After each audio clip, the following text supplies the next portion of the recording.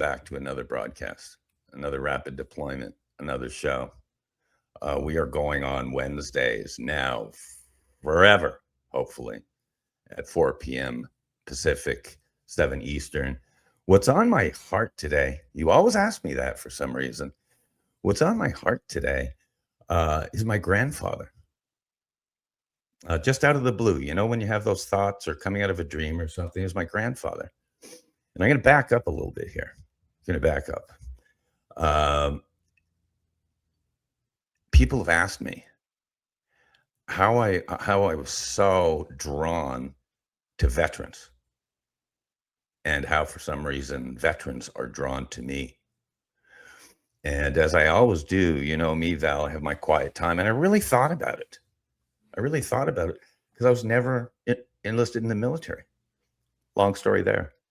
But I really took a reflective look back, and I said, okay, that's right. I was 5, maybe 6 years old, 5 or maybe 6 years old. And my grandfather and grandmother lived upstairs. We lived for years, them upstairs, my mom and her 2 boys downstairs. And so I would go up there all the time, of course, my mom was so blessed to have my grandmother nearby. But anyhow, I was up in her flat one day. That's an apartment up in their flat one day. And Nan and Papa always had this, it's off their living room. They always had this big closet, cool closet. As a, let's just say, have you ever known any kids that might be a little sneaky, Val? Have you ever heard of that? Sneaky? Yeah. And I remember one day I ventured into the closet. It was just kind of like a closed closet, like they'd have in the old days, just off the living room. And I snuck in there and never forget to this day. It was kind of like we remembered, you'd see there's clothes and stuff, but then there were boxes up above, really organized up above, and I think I might have been sneaky enough to maybe get a little ladder or something, because I said, I'm going to find out what's in here. Can you imagine that? So I took out a box, opened a box, and it was a lot of war memorabilia. We had known Papa was in the war. It was World War II. But I didn't really have hands-on or real good understanding of it at that time. But in that box, I found a number of pictures and stuff, but also a beautiful set of medals.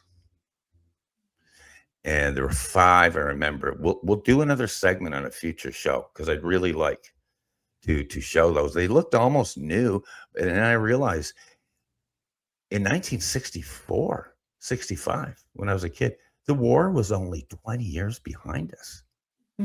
We were raised with World War II. And I think I even told you there's an air raid siren right near the bank downtown that they used to use, the air raid siren. Anyhow, saw these medals, these 5 medals, and it really hit me. I said, number one, these are just beautiful. There's a number of them. He didn't win any big model medals or anything, honors, but I know one was his service in Italy. He had been there with Bernard Montgomery and against George Patton on the race to Rome. My grandfather was there for, I think, a couple of years during the occupation of Rome. And so I realized it hit me about 5, 6 years old.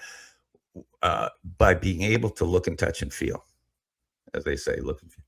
And as a matter of fact, kind of digressing a little bit. Do you have that photo? I sent you a photo, I think, earlier, because this was just on my heart. There he is. That is God rest his soul. That is Sergeant Leslie Carmen Sutcliffe. Sergeant Sutcliffe. He lived till, I think, almost in his 90s. But that is in Dorval, Quebec, just outside of Montreal. That's my grandfather, Papa. He would sit there in his chair. He'd smoke his pipe. He'd drink his sherry, and he wouldn't say boo. He wouldn't say a word unless he was asked. He didn't talk a lot about the war, but he would answer if I asked him questions. But that's Leslie Sutcliffe, my grandfather. You have the other one there too, because this was one of my last visits there. Oh my God, blast from our past, Val. Thank you for posting that. On the left, you might be able to tell he's a military guy, is Papa. But Sutcliffe, he was, it's interesting because he was a Canadian Army and he was an artillery spotter. So I only learned recent years ago that an artillery spotter was really subject to German guns. Okay, he was a target. Oh, but he was over there from 1939 to 1945, 44, 45. And on the right is my grandmother, dear Dorothy Sutcliffe. She was a school teacher in Dorval Gardens School in Montreal. She had started teaching in a one-room schoolhouse. But I'm really glad I have that photo with her there because Nana, she was a World War II wife. When my grandfather left for war, you're going to get me emotional here today again, Val. When my grandfather left for war, my mother was 7. And when he came back, she was 12. There was no Facebook. There was barely a letter now and then. But my grandmother said, I'm so glad that you had posted that. My grandmother took me aside because it's just phenomenal listening to these veterans' stories.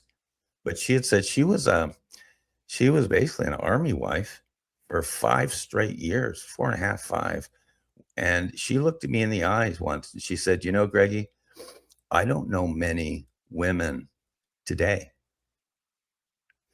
that could endure what we endured, including the time, years, without ever seeing their husband and having two daughters at home. So that's what was on my heart. Imagine. I'm so glad you're able to post that too. So to Papa, rest in peace. God love you. You are a hero. You know, at 5'7", 140 pounds, soaking wet, you are a hero, Papa. Okay, there's millions of you out there. But that was on my heart today to kind of catch up a little.